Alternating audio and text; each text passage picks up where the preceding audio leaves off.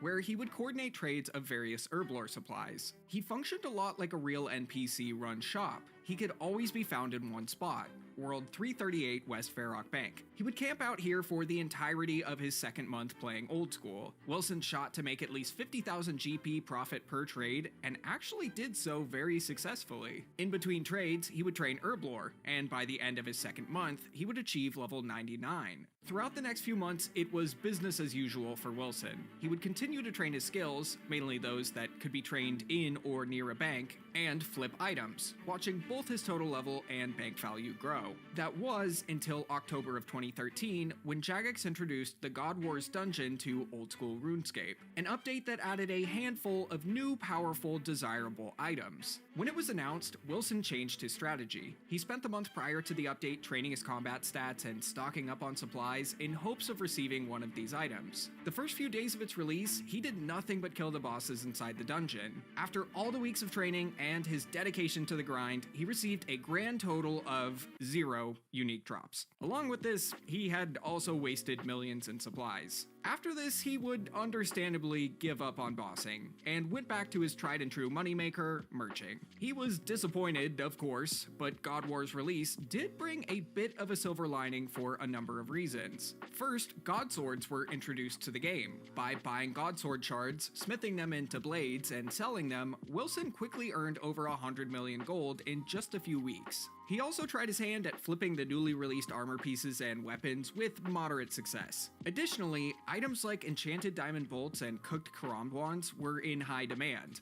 items that Wilson now had the levels to produce himself. But competition for all these items that Wilson was crafting, cooking, smithing, and merching were at an all-time high. Wilson's top competitor, a player named Dimmons, would obtain most of the raw materials needed to do all of this in bulk from bot farm owners, whereas Wilson refused to do so. He didn't want to support the botting industry, so he would attempt to source all of his materials from real players. This was extremely difficult to do, and he could have made a lot more money much faster if he worked with bot farm owners, but he took the most admirable approach in my opinion.